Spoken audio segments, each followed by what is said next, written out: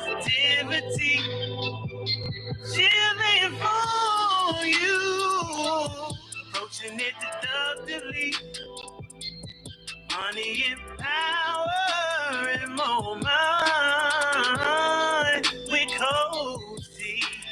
Food for your mind, food for your body and soul, money and power and moment with Coach T. Hello, hello, hello, and welcome to Empowering Moments with Coach T. And I am your host, Toria Renee, aka Coach T. For those of you who do not know who I am a women's empowerment coach, a motivational speaker, a relationship coach, a wedding officiant, a best-selling author, and of course, I am a radio personality right here on IntellectualRadio.com. And so I am here to make sure that I provide to you a fresh perspective on life's challenges, giving you information that is valuable today and for years to come as you continue to walk out your journey to becoming the very best version of yourself. All right, so you are tuned into the second show in my segment series, Sisters Speak. And today, this is where we gear the conversation towards all things women and the challenges that we face. The purpose is to always to empower women to improve, learn, and grow so that they are showing up the best version of themselves on a daily basis. Today, I want to get serious. I want to get serious about this topic because we're going to be talking about self-awareness. And I think it's one of the things that we as women sometimes overlook for ourselves because we're too busy pouring into everyone else. And so we don't always make room and make time. So today, ladies, I'm going to ask you all to take a moment, sit with yourselves, because we are about to learn a whole new level of what self-awareness is. And so to help me get through this, I want to make sure that we walk you through this correctly. To help me, I have the esteemed Dr. Tanqueray Hart. Let me tell y'all something about this lady, okay? Dr. Hart is a researcher, an organizational behavior and development professional, a professor, a private practice organizational psychotherapist. And I'm going to let her tell you what that is because I'm a little bit confused.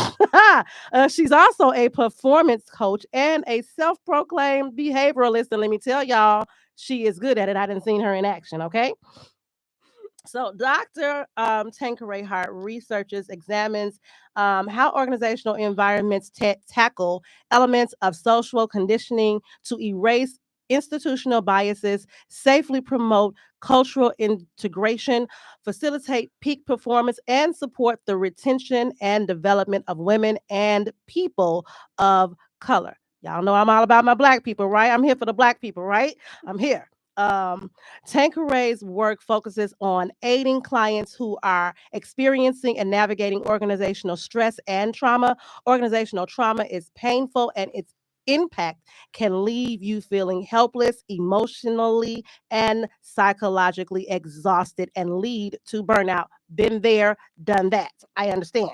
Tanqueray actually cultivates a safe environment where clients are encouraged to shed their defenses, share their stories and vulnerabilities, and feel secure. In addition, Tanqueray teaches in the College of Business at Lewis University, where she leverages her 10-year plus years experience of corporate experience in talent and performance management strategy and consulting to empower the next level of organizational leaders. In her downtime, y'all would think she don't have no downtime with this big old resume, right? But Tanqueray actually enjoys traveling, cooking, baking, and she can reading, engaging in anything related to Sherlock Holmes. That makes perfect sense for her, and playing with the newest addition of her family, the beloved puppy, Sir. Get this right, y'all, Sir Alexander McQueen. So please help me welcome Dr. Tanqueray Hart as a newbie to the IntellectualRadio.com studio. Thank you so much. That was such a warm welcome. I know, right? I know. So this is our first time. So y'all welcome. We are very, very, very welcoming here at IntellectualRadio.com. So make yourself at home. Mi casa es su casa. Because I'm one of these personalities here. So this is my home too. So I'm gonna welcome you with open arms. As promised, we're gonna get into this topic. And we're gonna make sure that we unpack it for you guys with some juicy details. But before I get to any of that, I need to understand how we come up with Sir Alexander McQueen. That's a whole name for a dog. You got to tell me how you came up with this. It's so distinguished. I mean, I feel like he needs to have a crown on his head and everything. Tell me about how you came up with this name for this dog. Well, one of my favorite designers of all time is the late beloved Alexander McQueen. If anyone's familiar with his work, he was a designer that was eclectic.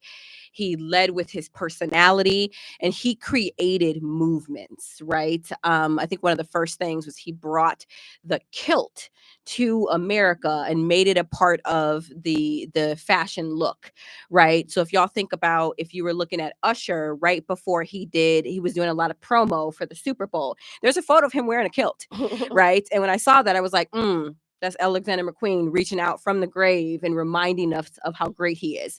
I added Sir in front of that because in my mind I said, if I, you know, name my dog something very high end, very dignified, he'll be a very dignified dog, right? Unfortunately, it's not how that works. A dog's going to be how he wants to be and show up how he wants to show up. But he's been phenomenal. He's about 6 months old and he's the cutest, sweetest little thing.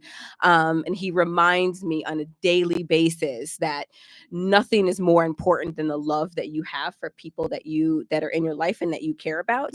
But yes, that's how his name came together. He's a from a fashion designer that I love. And then I said, hey, he's gotta be dignified. He's gotta be like royalty, right? So I can't name him king, I can't name him prince. I'm gonna put Sir in front of his name. Yes. So in all these stories she didn't tell me about Mr. Sir Alexander McQueen, he is has yet to live up to this wonderful name that he has, but he is in training. He is a puppy. Yes. He is gonna get it together, okay? Like all royalty, they go through a thing, right? He gotta go rogue first, he gotta rebel first. Yes. Then he will come on into his title, all right? That's what we're hoping. So the purpose of the conversation is to bring forward the deeper aspects of self-awareness in terms of what it means for an individual to possess it, how it is developed, and how we can maintain it or sustain it. So we're going to talk about all of these things, but we're going to start by defining the term. So Oxford defines self-awareness as conscious knowledge of one's own character, feelings, motives, and desires. But I want to hear how you would define this term. So when we think a lot about self-awareness, the first thing that comes to mind is free will, right? What is the level of free will that we have? And as a person who researches social conditioning, we don't have as much free will as we think we have. What social conditioning really talks about is how we essentially learn what we learn, how we develop our core values, our beliefs, all of those things, right? And a lot of that comes from social conditioning around the cultural norms, right? Um, just to think of it really simply, we're socially conditioned that girls wear pink and boys wear blue, right? Girls play with dolls, boys play with trucks, right? That's the very kind of simple form of social conditioning, but that it's so much deeper than that, right? There's a piece around it with biology, right? Women, we understand how to be nurturing, right? That's a part of our biology. And a lot of times social conditioning it's good, right? Because it teaches us appropriate norms and behaviors, right? We've all been socially conditioned that it's probably not appropriate to run outside in your birthday suit, right? So we know that to be a reasonable person knows that we shouldn't be doing that.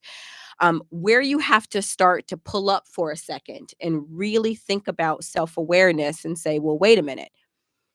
Why am I doing what I'm doing right now? Why do I want what I believe that I want?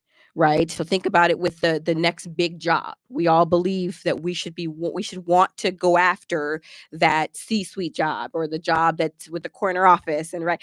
But how much time do you stop and spend and say, wait a minute, why do I want these things?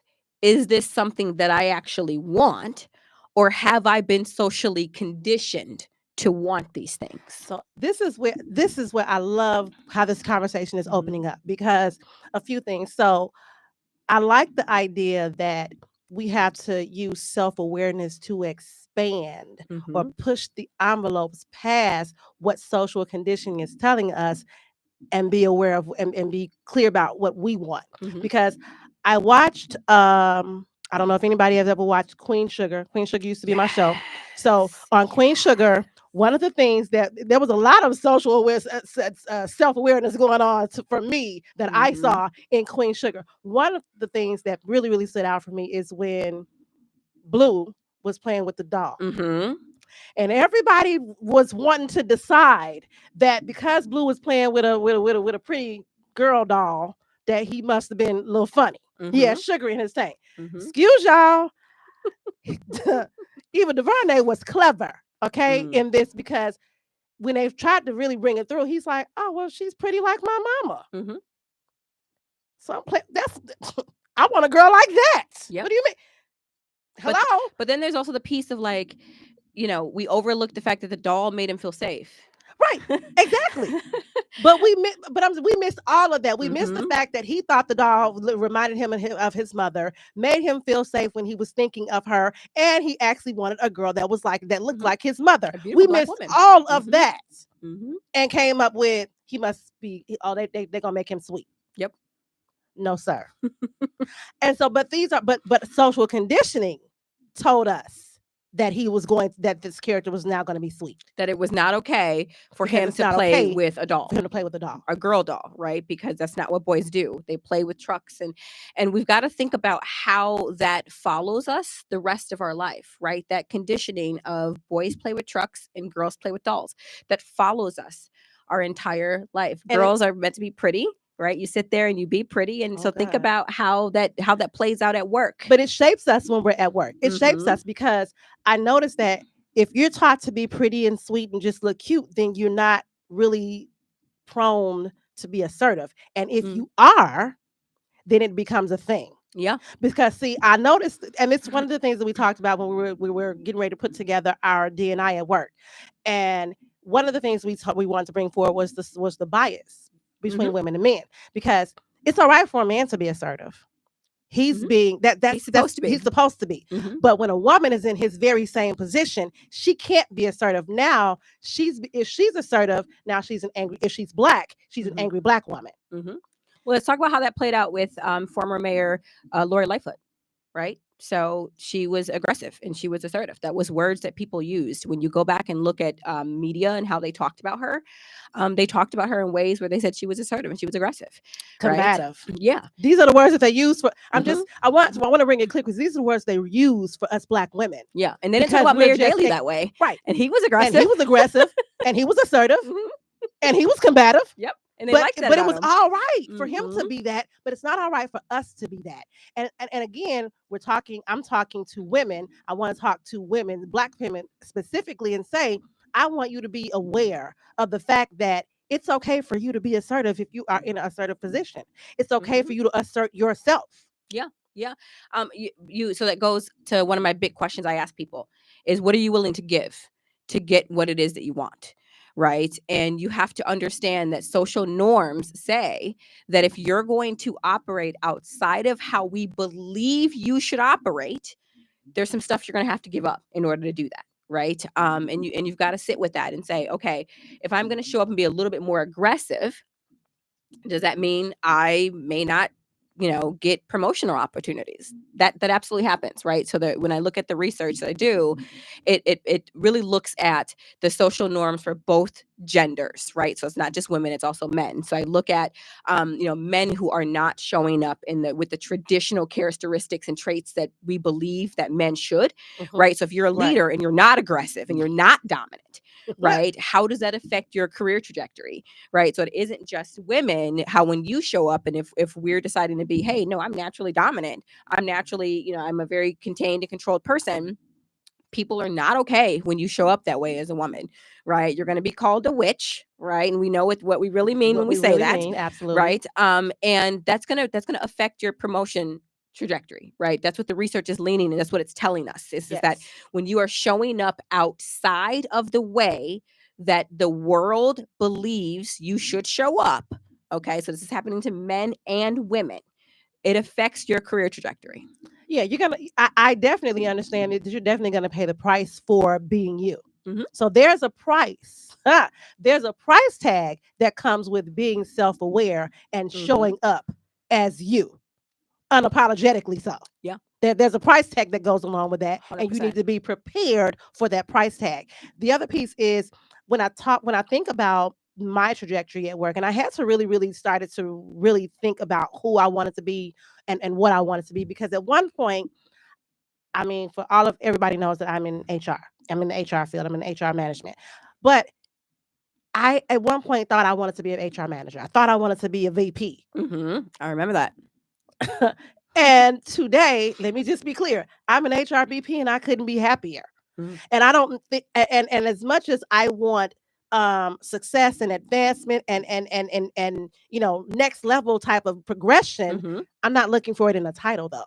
Like I don't need a title. You can just give me some more money. Mhm. Because I mean I'm realizing that I don't want to be a people manager. I don't want to manage Mm. a whole lot of people. I don't want to be responsible for a whole department's numbers and I don't know. No. I don't. And it's not that I don't have the capacity. It's not that I don't have the ability to. It's Mm. not that I couldn't step into that role and be great. It's do I want the pressure of that role? And the stress and Do the I want the anxiety. stress and Mhm. anxiety that comes with that? Do I want the expectation that comes with that? Do I want Mhm. the responsibility that comes with that? And the answer is no. Absolutely not. I want to be a free agent in this world, okay? I like it like that. I mean that's the best way I can explain it. I like being a free agent, and Mm. when I came to that conclusion that I want to remain a free agent, free to move about this country, do what Toria wants to do, the Mhm. things that are more important to me because my job is not my life. I want true work-life balance. Yeah. And not the fallacy, the one Mhm. not the fallacy that they promise when they tell you, oh, we are a company and we promote work-life balance. And so yeah, go ahead and take some time off with your kids and make sure you come back home at later on tonight at midnight and be up till 3 o'clock in the morning checking Correct. emails and answer. No. We're not going to be doing any of that, right? So I am well aware that that's Mhm. not what I want to do because I understand that in order to step into those roles, I have to be willing to make such sacrifices, and I am not. That is a level of self awareness that I have come to, and it took me a minute to get there. So I think it's important for us to understand what we want, not what someone tells us we should want. Correct. And you have to actively do that work, folks. Okay. So we have this belief that, oh no, every single thing I'm doing today is because of free will, right? It's free will in a vacuum, if you will, right? It is, right? Like, because we're still operating within the social norms of what's considered acceptable. If you are a man, what's considered acceptable for you is you go out and you hunt to provide for your family. So at the end of the day, while you may have chosen your career, you did not have a choice about going out and hunting because as a man, it's the role that you play, right? So it goes back to this question of what are you willing to give to get what it is that you want, right? I think back when we were in college, everybody wanted the six-figure job. Right, that's what you said. I'm going to college. I'm getting this degree. I'm going to come out and I'm going to make a lot of money. Um, Lies, they told us. and but even fast forward to now, it's not even six figures anymore. Right now, it's you got to make multiple six figures. I can't even tell you how many times I'm talking to a client that's like 26 and they're making 250. But at that point, that company owns you. Let's get crystal clear Woo, about that. tell the truth.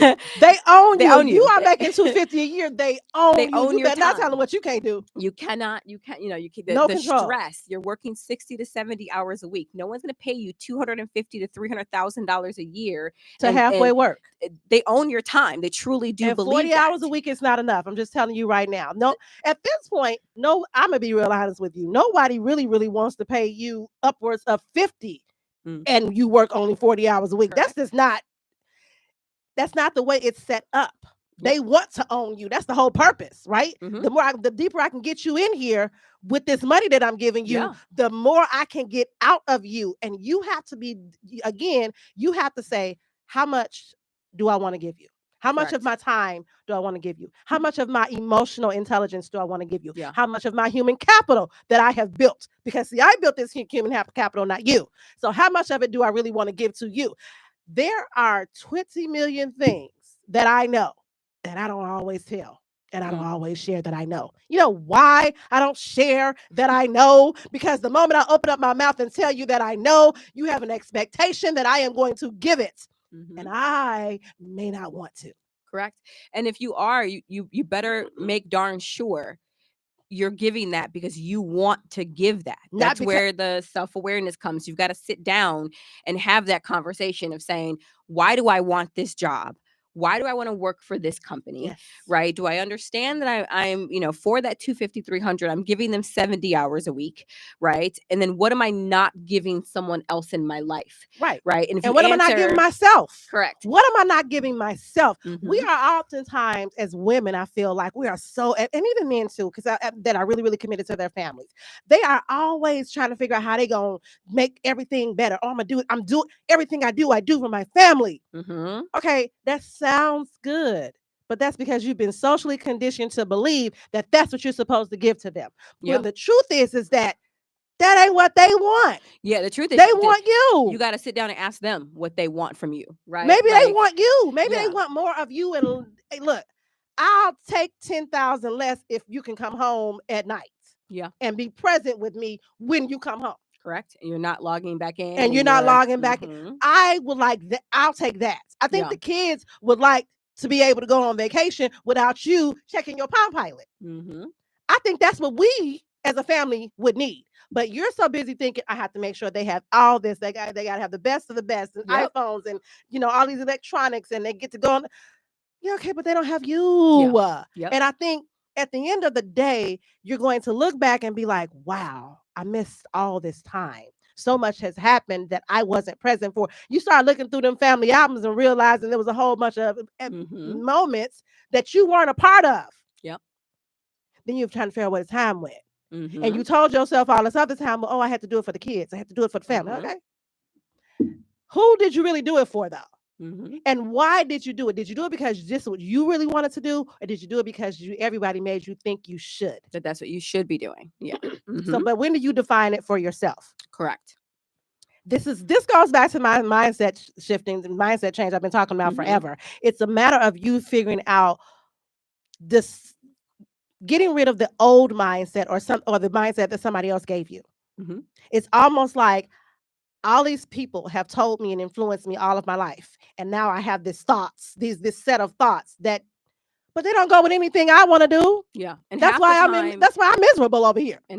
it's unconscious. So I want to make that really clear to folks who are It's so listening, quick. who are like, what are they talking about? I know about free will. I make my own choices. Right. Look, I'm going to tell you right now, this is what I do for a living. I research this. You have free will within a vacuum. Let's be crystal clear about that. You do have to spend time pulling up, asking yourself these questions. I invite you to do that for 15 minutes today, right? Just take one choice that you made this week and sit down and say, what was the choice that I made? And Why did I it? make this choice? Right. And how does it benefit me? And I want you to see that there's going to be some moments that come up where you're like, holy crap. I didn't 100% make this choice because I wanted this, right? There were components that now that I'm thinking Influence about it, this right? decision. And I think Mhm, it's important for us to, I like the fact that you said that. Pull up for a second, because when we talk about having our own will, this will, I mhm, have my own will, it's my decision, but how much of it is your will for real? And I mhm, think that it's important for us to connect that dot, correct. because that's the dot that I don't think we connect. Yep. We think I have free will, I do what I want to do. Yeah, within a certain, Within here, your social within role, the social right? role that you think that you play, that the world has Correct. told you that you play. And Mhm, so now it's important for you to fully walk in my free will. I have to actually connect to it sit Mhm. down, connect to it, assess it, and connect to it, And maybe spend some and time, make different decisions as a result of. yeah, and spend some time identifying what your different social roles are, right? So we have roles that evolve over time. So, when you kind of grew up as a kid, you were somebody's daughter or son, right? Somebody's sister or brother. Those are roles that you operate within. As you get older, now you're somebody's husband, you're somebody's wife, right? You're the mother of somebody. You got a role you play at your organization. I'm the director of la la la la la, whatever that is. All of these roles, there are different expectations around how you operate within those roles. So that's why it's very easy to just move on autopilot and not take a minute to assess why you're doing something that you're doing, because you're just like, oh, well, it's second nature, right? My kid is sick and I have to find them a doctor, right? Just, you all know there's a ton of work that's done around cognitive labor, right? Women carry upwards of 80% of the cognitive labor in your relationship, Absolutely. right? And what we mean by that is, it's literally the example I just gave you, right? So your kid gets sick, you take them to the doctor. Wife, mother, you probably were the one that chose that doctor. You did the research to find that doctor. 9 times out of 10, she's the first person that is really, really going to pay avid attention to any of that. Correct. Now, say all of a sudden your kid doesn't like the doctor anymore, right? That doctor just, they don't jive with that doctor, and they're like, I'm not going to go see that doctor anymore. Who's going to do the work To find a new doctor. the new doctor? Who's going to do that research? All of that's cognitive labor. And as women, We're going to be the first ones to do it. We're going to be the Correct. first ones to think of it, because we are people that spring into action. But it's not even that. That is the social role that we have Been given. Right? Absolutely. We feel like we're supposed to do it, so we solve automatically the do it. problems for our Yes. children, right? Yes. And the husband's sitting there, And we never think, well, you know what? Ask your father. We never say, hang on a second. Hey, tap in. Let me tag you in. We never do. For the disciplining we do, right? Because Yes, for remember, that. the social role of the men is they're the authority figure. Yep. So it happens for that, but that's not a majority of the cognitive labor, Right. We don't tag him in for the everyday things. We tag him in to run an errand. Oh, can you go pick up this? Oh, can you go do that? But we don't tag him in and say, hey, we having a problem with da da da woo out the wham, and I don't know how we're gonna fix it. Yeah. We don't tag him in for that just Just say, necessarily. hey, our daughter needs a new pediatrician. What do you think? Give me a list of 5 doctors that do the research and let me know. How do you feel about that? 9 times out of 10, he don't even know that your daughter, that our daughter needs a new physician. He might be like, what is a pediatrician? What do you mean? We're not disrespecting you, men. Sorry. And it's not to say that they don't have value. It's just that it's how the roles have been set up. And I think that goes to, those are all great examples of social conditioning. I want to take a minute right quick to remind you all about the brand new segment of series that is that was introduced earlier this year, called To Serve with Love.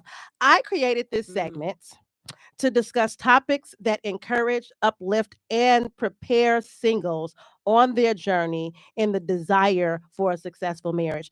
The overall purpose is always to empower us to improve and learn and grow, and encourage men to hear a better and gain a better understanding of women and what our purposes are, and how they can protect us and partner with us. So hopefully we are all showing up better, right? In these relationships that we're trying to create that lead to marriage. So I want to make sure that you guys are tuning in to the second show. It's coming up on Saturday, July the 13th, right here, IntellectualRadio.com. You may recall the segment that premiered. I had the lovely Corinthian Stewart.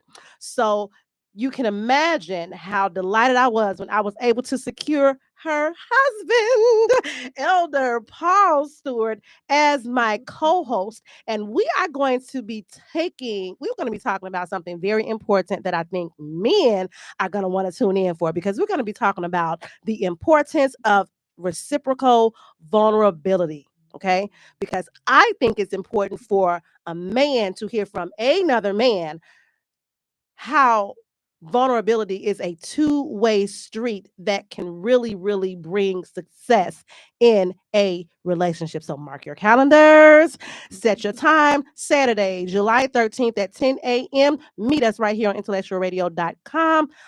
And thank you. All right. So we are back. We are back with Empowering Moments with Coach T right here on intellectualradio.com. And we have been talking about all things self awareness with Dr. Tanqueray Hart. We just finished learning about the social conditioning and its impact on our self awareness.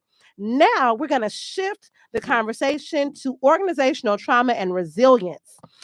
But first, I want to acknowledge how you help people in the area through organizational psychotherapy. So tell us what that kind of means. Like I kind of want to understand what that means as we go into this conversation about trauma and that. Yes, so I am a trained psychotherapist, and I focus in my practice really on organizational trauma that you're experiencing. We spend a huge amount of time at work, right? Typically 8 to 10 hours. We're starting to see that actually creep up to about 12 hours a day now. And there's so much that goes on in the workplace, particularly now. We've seen over the last 5 years just a lot of things that have changed with how we show up at work. Right. We've seen, companies that have made promises to us that they're now taking back. Right. We saw that with working remote. There are companies that literally said, we will never ask our people to come back into an office. And now they are being asked to come back. And now they're Okay? being right. And they're doing it Adamantly so. and they're playing a long game, just so you all aware. So the companies that are saying, oh, only 3 days a week, right? I want you to They know tune it back up to 5. there Let's will just be be 5 clear. in about 2 to 3 years, right? We will be back into a workplace 5 days a week. But when you think about that relationship you have with your employer, it is built on a foundation of trust. And now you're starting to see them kind of do take back seats, right? And that's affecting your stress levels. It's affecting your anxiety. The way we think about performance, right? You're asking to go in and deliver more results, right? You're seeing people get laid off. Friends that you worked 5 or 10 years with are now being laid off. So all of that creates anxiety and stressors. And don't even get me to talk about things like harassment and sexual Oh my harassment and God. bullying, microaggressions. All of that happens in the workplace on a consistent basis. Okay. And my practice really focuses on helping people process that, because we don't pull up and process that. If you're a woman or even a man, because it happens to men, but just not as often as women, if you have ever been harassed in the workplace, you do not spend time processing that, right? It's you get with HR, they move that person to a different area, right? Just so you guys know, a person doesn't automatically get fired for harassing you. There has to be a history of harassment. So this person could have potentially harassed you, and now you've got to still see them at work. Yes, they've been moved to a different department, but that doesn't mean you won't run into them in the cafeteria. We don't process that, right? We play defense, but we don't sit with saying, hey, how is that affecting me? This fear and anxiety that I now have that this person might be in the cafeteria, right? What happens if this person was a member of senior leadership? Will this affect my career trajectory, right? What if they were a powerful person with a ton of social capital, right? Will they now make my life a living, hell? So we don't spend time processing that. I will definitely say it's funny that you mentioned that because I think that I'm so excited because my thought processes about work life and how I experience it has really really broadened over the years. Mm-hmm. And one of the things that I noticed is that I remember working for a company, and when I tell you they had me so stressed out that I was actually starting to have panic attacks Mm, just because I walked into the building. very common. I mean, literally, and I'm not a person who has panic attacks. That's not my norm. So that's Mm. not a part of my life. Okay, that's not. So it was really, really weird. I'm like, what is really going on here? Because I don't. That's not how I operate. It's not. I had never had a panic attack before, and I have worked all of my life. Mm-hmm. And so I walked into it was rough. They were stressing me out so bad. I walked into the building and I could not breathe. Mm. I was having heart palpitations. I couldn't catch my breath. I broke out into this cold sweat. I mean, it was a thing. Mm. I mean, my nerves were really interrupted. And so I'm sitting at my desk like I can't get it to, like, literally I can't even get my body to work. I can't get my hands Mm-hmm. to cooperate to log into the system. I can't think of what my login information is. Nothing is working, nothing is connecting, and I am just completely out of sorts. And I'm Mm-hmm. like, what is really going on here? Like, that has never happened to me. I broke down in tears. I don't even cry. Mm-hmm. And it was a thing. I'm like, I literally thought I was going crazy, Mm-hmm. like, for real. Like, oh, you are going, you need to see something. It was Mm-hmm. that. And so but I shrugged it off like, Mm-hmm. okay, so many things have happened. It's just all the transitions. Okay, you'll just relax, get it together. You'll be fine, right? You'll get through this. Yeah. Right. Uh-huh. The next day, it happened again. Mm-hmm. And I was like, oh, no, no, no, no, no, no, no, no, no, no, no, no, no, no, no, no, can't work. I can't. I literally quit the job Mm. on site. Yeah. I walked in and was like, nope, Yep. not gonna do it. I threw keys on the desk. Y'all can have it. I didn't know how I was gonna make it. Let me tell you, it was a rough year, okay? But all I knew was I can't continue to work here because Mm-hmm. I will not work anywhere where you make me feel like this. You cannot own me. Yeah, and it's people, have to spend more time processing that, and that's exactly what it is that we do, in my practice is at the end of the day, everything that you're talking about feeling, you still got to do your job. And you still have to do a job because I still have to. If Correct. I mean, I wish I had someone to walk me through because I struggled that year. Yeah. Because you done walked out on a whole job. Mm-hmm. You need a paycheck, crazy. Don't pay your bills, but you, right? Mm-hmm. So it was really, really nuts. Like, I lost everything and had to regroup, all Mm-hmm. because I couldn't figure out how How to to process that. process Yep. this, and I knew that tomorrow I can't come back here and have this happen again. I can't. Correct. I can't do it. Tomorrow, this has happened 2 days in a row. Tomorrow, I can't have it. Mm-hmm. And when you don't process that, the other thing that happens is that next time you're in the situation where you have another employer where that's the case, you're still not going to know how to navigate that, right? And it's important that we spend time and we pull up and we engage in that self-care and say, hey, I need to talk to somebody about this. And the best thing about a therapist is that literally they are there 100% focused on you. Right? Because you're thinking, oh, I can tell my spouse this, I can tell my friends this, I can tell, like, now you're going to burn out the people that are in your life because every time you go home, you're telling your spouse about this terrible work day that you had, right? Instead of y'all having amazing conversations about whatever else it is you want to talk about, right? So I absolutely suggest to people, hey, therapy is powerful because you're sitting with this person, an hour a week, an hour, every couple, however often you want to do it. And you're processing what you're feeling. And then you're able to walk out of that office or, if you're doing it telehealth, close that laptop and continue to live your life with the people that are around you and love the people that are around you. And you're also getting guidance to help you navigate this because, folks, let me tell you something.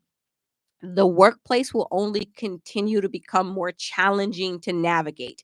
It will not become easier. It does not. Okay. We're seeing this really cross kind of integration with the different generations.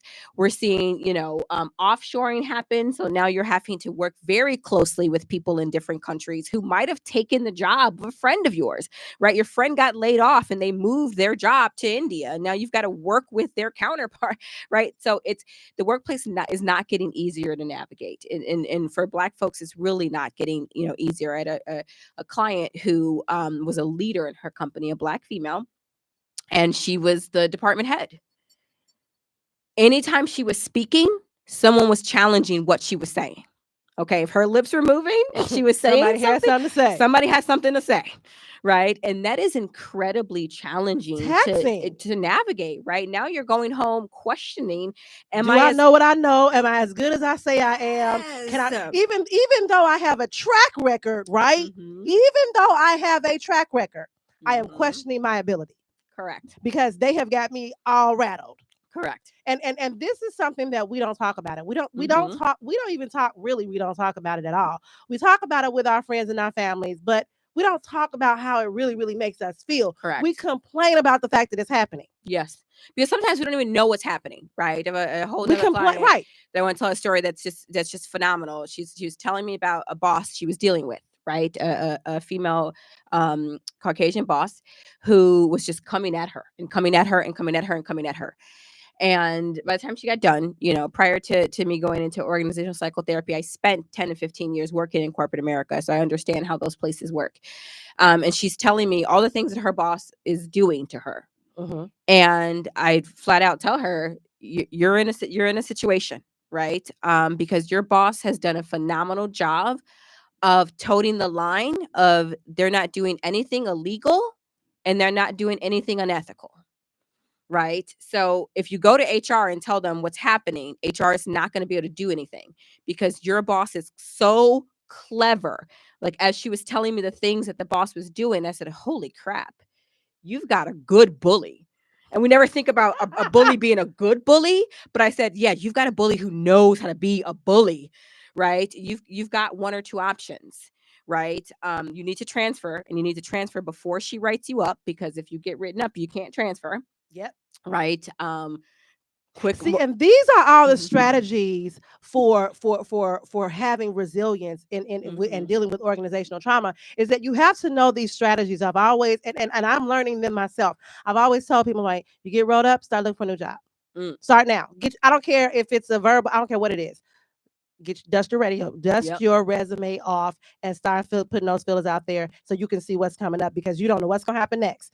Number two, if you get put on a PIP, hurry up Yeah. and find you a job. You better Mhm. act like that's the only job you got at this point, Because most people do not because bounce you back don't from a bounce back PIP. from a PIP. You Mhm. don't. I've never seen it happen. Everybody that I've talked to, that I've seen that's on a PIP, gets fired. And really quick, just for people who don't know what a PIP stands for, it's a performance improvement plan. So your manager basically sits you down and says, "Hey, I don't think that you're performing." Right. And it happens all the time. We hear, Google just did that, where they put a whole bunch of people on PIPs. Amazon did. McKinsey And they're just going to be put, fired soon. yeah, they put 3,000 of their consultants on PIPs. So it happens very often, particularly in times like right now, where there's so much uncertainty, and companies would rather you leave than them have to lay you off, right? Because when they do mass layoffs, that makes them look bad, right? So they would rather put you on a PIP and have you leave on your own Yep. versus them having to lay you off. And yes, and because I want people to know that companies have strategies when they're Absolutely. trying when they're moving, reorganizing staff. Correct. So they do. These are tricks that they use. Mm-hmm. Let's put you on a PIP. That's gonna make, or let's really, really keep on bothering you with every little thing you do. Let's start nitpicking every little thing you do. Mm-hmm. I'm trying to make you want to quit, because if you quit, then you can't collect unemployment. Correct. And I know it's not even about unemployment, because unemployment does not cost companies a lot of money. If you quit, they don't have to pay you a severance. That's what That costs them too. a lot of money, Exactly, because is that the severance would severance. be everything, don't it? Because they're paying your At medical least 1 month. cost, right, for months, and that's expensive, right? So this is what we talk about in my practice, is really, letting people come to me in a very safe space to tell me what they're experiencing, because it doesn't matter if everyone you've talked to in that org says, "Oh, that person is so kind." What do you mean? They can't That be don't bullying you, believe it. right? Okay. Everybody loves this Yeah, person. of They're course they so kind. do. So it starts to make you think, That you're crazy. That's if this called is in my gaslighting. head. Okay, just that Mhm. they're gaslighting you, and they don't even realize that that's what they're doing. Okay, because they're trying to make you feel like what you encounter or experience is not real, and it is. Correct. And so Okay, you've got to, and when you're with someone who's experienced in these workplaces, such as myself, I can give it to you real, right? I can say, well, hey, what's going on? No, that sounds like they're doing that. And it sounds like they're doing that on but a purpose. good and a good bully knows how to make you look like you're the crazy Oh, person. absolutely. Oh, absolutely. That's narcissistic Yeah. behavior. They're some of the most high performing, high functional people you will ever meet, right? They're the people at companies who are the senior leaders. Absolutely, and they're the people that everybody trusts and love and Yes. like. Yes. It's okay. It's the same. It's no different than who was this? Was the killed his wife and threw her, and he was a police officer or Oh whatever. God. He had her in he got away with. We still don't know what her body is. So today, still don't Oh, know. is that Drew And Peterson he you're talking about? I right, think. right. Yeah. He got away with the whole thing. And you know what everybody said? Oh my God, we would have never thought this. Would He have was never such a thought it. wonderful neighbor. He would always cut our grass and blah, blah, blah, blah, blah. They loved him on his block. They Mm-hmm. didn't realize he had killed his wife and done away with her body, though, did they? Mm-hmm. So this is they're oftentimes charismatic. They're Mm-hmm. oftentimes lovable, likable people. Mm-hmm. And so And they're also good at their and job. they're very, very highly Yeah. proficient. They perform well. They're so everybody is like, Yeah. not only do they love them as a person, they love them as a worker. They add value Yeah. And that's what the company cares about at the and end of they the day have power. is people that are performing. So unless that person is doing something that is considered illegal or unethical, right? Meaning that you can sue the company for this behavior, right? They're not going to do too much to protect you from it because the person's not doing anything that's considered illegal or unethical on paper, right? So this is what you've got to deal with every day. And something that I always like to say to Black folks in particular, when it comes to our situation in the workplace, we actually have to choose between these two things that I'm going to share with you. We don't get the privilege of having them both, right? We have to choose between one, do I want to be in a workplace where I am mentally safe, physically safe, emotionally safe, right? Like, is that what I want? A workplace where I'm safe. That's option one. Option two, am I in this workplace because I need the financial security, right? Unfortunately, as Black folks, we typically don't get to have them both. And that's heartbreaking. But when I'm talking to people who are struggling with all of the trauma in the workplace, that's one of the first questions I ask is, what's more important to you? Your mental, physical, emotional safety or your financial safety? And sometimes, a lot of times actually, they tell me my financial security is more important right now. Similar to your situation, I've got bills to pay, I've got kids, I can't just quit my job, right? So when you're working with someone like me, the goal is to help you navigate this, right? To engage different type of psychotherapy tactics to, one, help you understand what it is that you're experiencing, and sometimes validate that, because sometimes you need somebody to validate, like, yeah, hey, what you're experiencing, that sounds real to me, That is right? real. Whereas most people might say that's not real, you're just making this up. People who don't have these experiences are usually people that don't be working. I'm just telling you. So people that don't work try to make it seem like, oh, you just overreacting, Mm, or you're just being dramatic, or you just don't want to be da da da da da da, and you just want to do what you want to do, and you, no, ma'am, no, sir. yeah. Let's not discount what. So don't allow people to make you discount what you feel is happening, because they're not there with you and they're not having the experience that you are having. Not Hmm. only are they not having the experience in the physical natural space, they're not having the experience in your body. Yeah. And also, to be really frank, half the time they don't care. So they don't care what you're experiencing, because we're all just trying to make it every day, right? So when I'm getting up, I'm trying to think about what I'm navigating. So if I'm sharing with, coworkers and loved ones my stuff, they're like, girl, I got stuff. Why are you coming to me with your stuff? I got stuff. I don't have nothing You for know? you. And here's the thing, you have to be careful about the people that you choose to talk to, because there are a set of people that love you, but they don't have anything to pour into you for this particular situation. Correct. So which means they really can't help you. They wish they could, but they can't. Yeah. So what they offer is they try to talk you out of what you think you feel, because that's the best that they got. Or what's really common, particularly with Black women, is we're told we should be grateful for what we have, right? So when you start complaining, they're like, girl, you better knock it off. You got that 6-figure job. You over there living good and eating good. What you complaining about? What you complaining As about? though just because we're successful, we don't have space to complain or to feel pain, right? Like, Exactly. so I love what you mentioned. If you've got to be really careful, because also what happens sometimes is you can burn out your friends because you're constantly sharing this trauma that you're experiencing. This is why I'm such a huge advocate for you got to have a therapist. I agree. Right. I'm not just saying that because I'm a therapist, but like you have to have Because you have to have someone who is unbiased, but also dedicated to being dedicated to actually focusing on your issue 100%. without having to feel like they have 20 other things going on. 100%. They get paid to do it. They get paid to listen to everything that you say. When you are sitting with me, I don't know nothing else but what's going on with you. I don't know But nothing that's else because, during that time. but she get paid to focus on that. Correct. Your friends and your family don't get paid to focus on that. Correct. So after a while, they don't want to hear it no more. That's the point. Yep. So wow, this has Yeah. been an awesome conversation. I feel like I have learned way more about self-awareness than I have in all the other conversations that I've Oh, had about it. Because nice. I actually have talked about this before Yeah. on the show, but this is a brand new angle, and I am so honored that you were able to bring that forward. Of course. One of the things that I want to do, I want you to kind of bring this all together for my Sure. listeners. And I want us to, I never want to leave without giving tips and guidance and tricks and whatever it is. I mean, whatever they can do that's going to help them move forward and combat Yeah. these two things. What is it? So I got a list, y'all. I got 6 strategies. So if you've not been taking notes, now is probably the time to pull out the pen and paper. The first strategy is engaging in goal setting. That goes back to what we just talked about. The question of what am I willing to give? Why do I want these things? Right. So I always like to ask the question of why do some people succeed in life and why do some people fail? Right. Goal setting is a part of that. Do you sit down and engage in strategic goal setting with yourself and then with your family members? Again, what are we going after this year?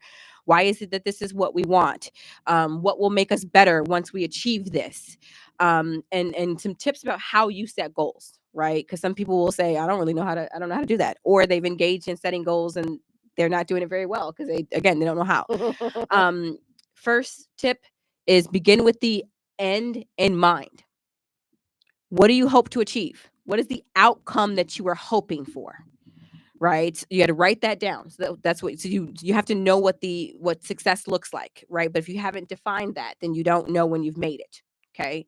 Write down your goals. Oh my goodness, write down your goals, folks.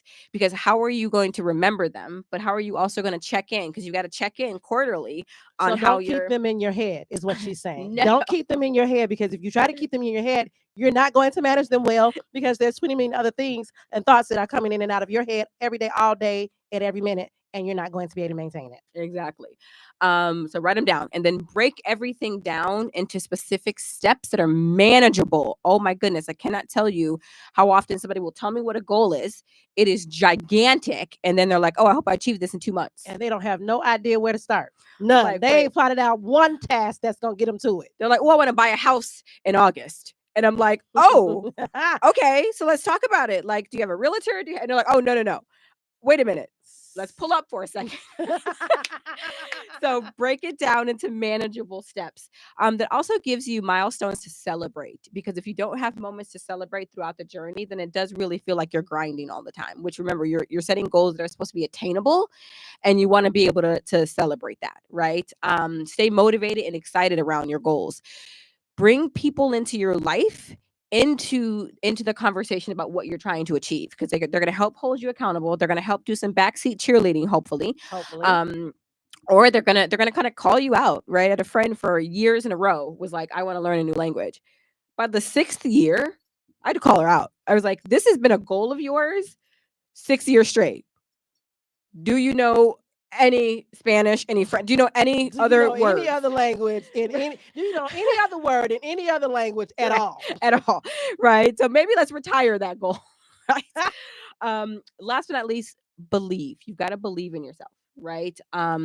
You should be a little bit afraid, right? Because that means you're setting a goal that you really care about. You should be a little bit scared, right? Can I do this? Can I? Right? When I decided to start my own business, I've been working for other people for so long. I was like, what? I'm used to a stable paycheck. What happens if I don't, when you have your own business, as Tori knows, if you don't hunt, you're not eating. You don't eat. Right? So I had to believe in the skills that I bring to the table, that it was something that people would want to pay for, right? Okay. So strategy 1, set those goals, y'all. Strategy 2, once you figure out what those goals are, you need to figure out what skills you need to have to get after those goals. So here I like to talk about what is the personal and professional development you have to engage in order to achieve those goals, particularly if you want to get promoted. Oh my God, when I worked in corporate America, specifically in performance management, I'd sit down with people and I'd be like, okay, coming into the next year, what do you want to achieve? I want to get promoted. That was like the first thing people said all the time. I want to get promoted.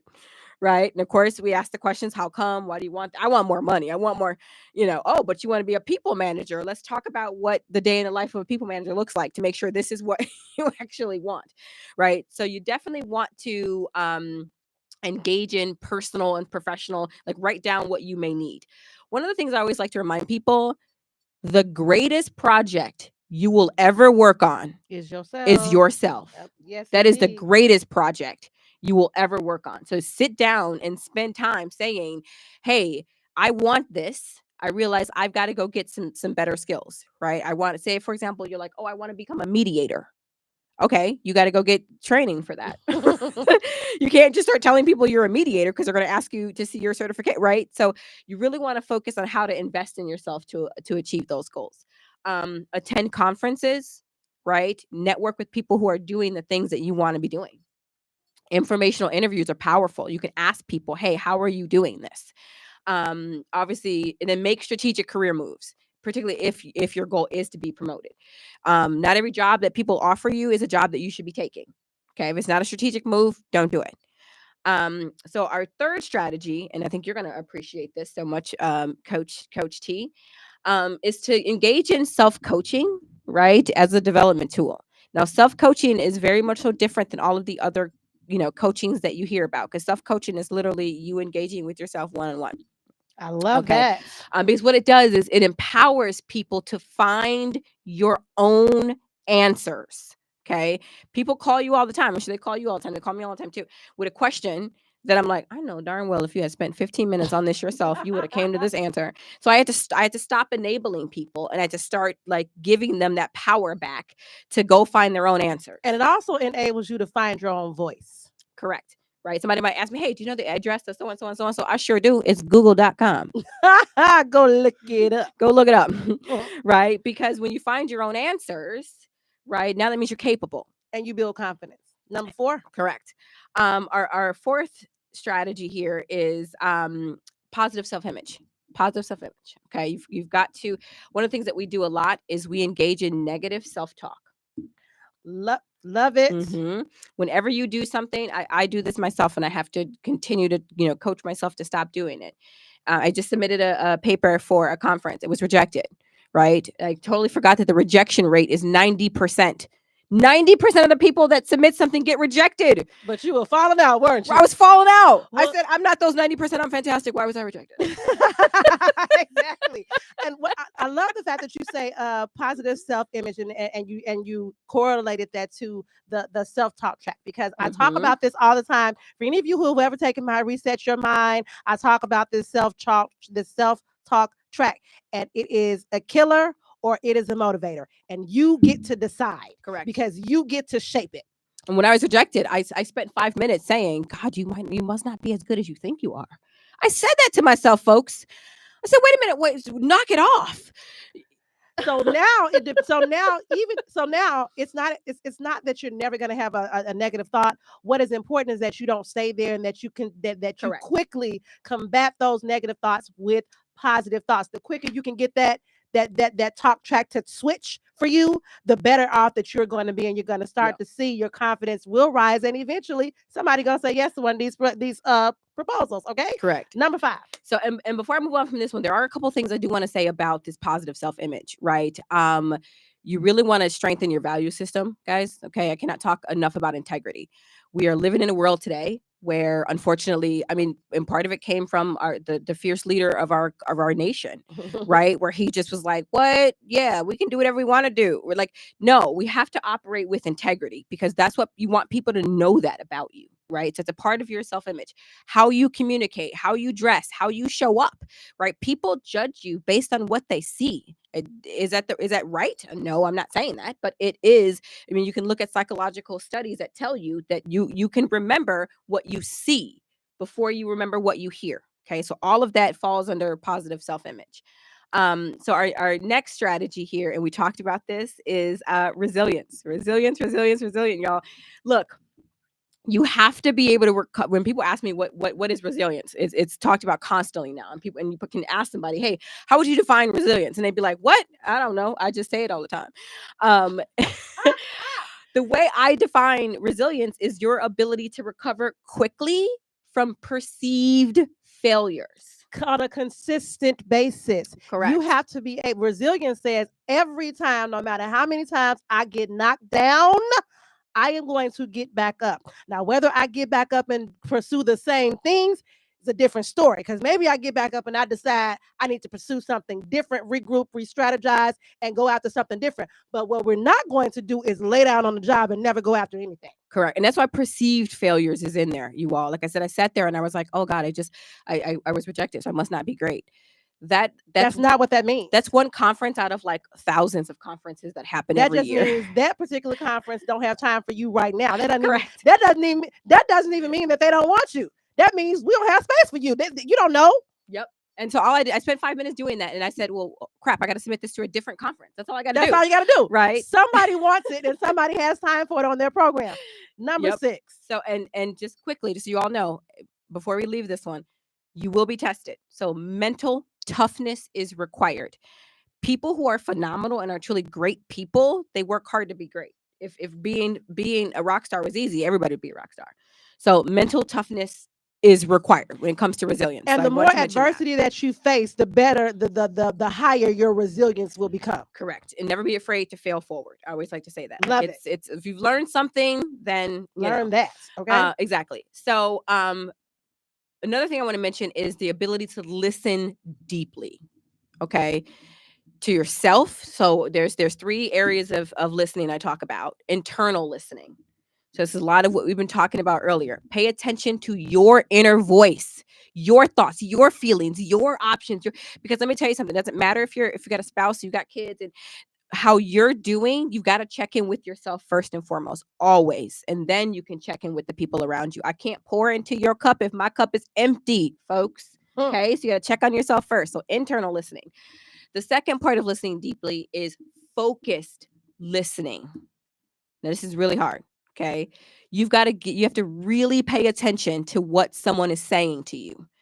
Their intonation, their voice tone, their body language. What are they not saying? What are they, right? When someone tells me something, if my spouse or my boss, my kid tells me something, I just jump right in and I'm like, oh, problem solved. That might not be what they're coming to you for. You're jumping in and you're giving your opinion and you didn't even stop to realize if they asked you for. That's what Your listening opinion. deeply is. Yes. Right? And focused listening. What are they asking you for? Give them that. The last part of listening deeply is global listening, right? So incorporating all of the other inputs of listening, right? So what are the underlying motivations? What do you know about this person? Why are they asking you this? Why are they coming to you for this? Again, we talked about following your intuition. If something in the buttermilk don't smell clean, it ain't clean, y'all. And it's okay to take a second to be like, this person's coming to me with a request and this feels real shady. So I might want to sit with this for a second, right? So listening deeply, that's incredibly important. Our 5th strategy, sponsorship. Who are, and we talk about this in the ring fence, who are the people that you need around you to help get you to where you want to be? And are those the right people? Okay, if you've got a friend, we all got one of these friends who is just a negative person. They don't know how to wake up and not be negative. If that's affecting you, you might have to figure out how you navigate that relationship, right? So sponsorship is incredibly important, right? Our last strategy, accountability. Ultimately, you have to accept responsibility for where you are now. You have to accept responsibility for the decisions that you made, even if they were done under social conditioning, under social role expectations.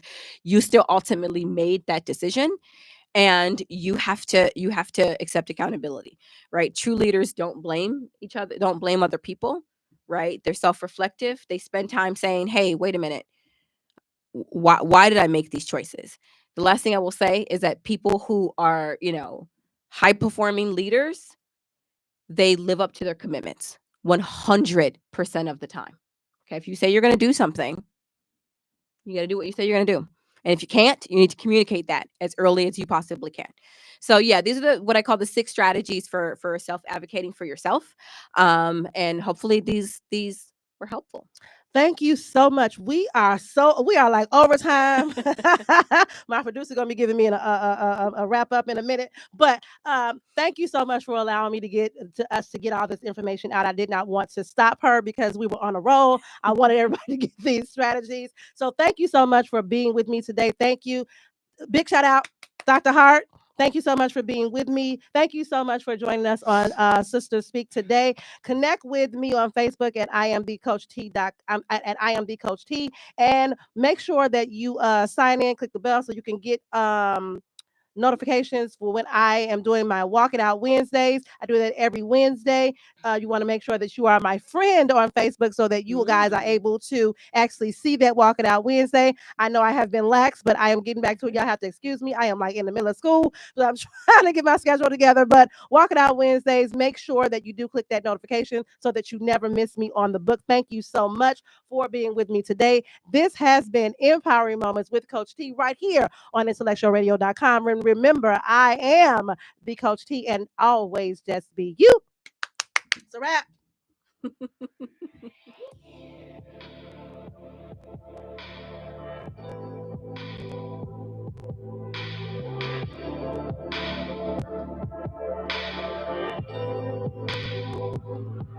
You'll be empowered, engaged intellectually.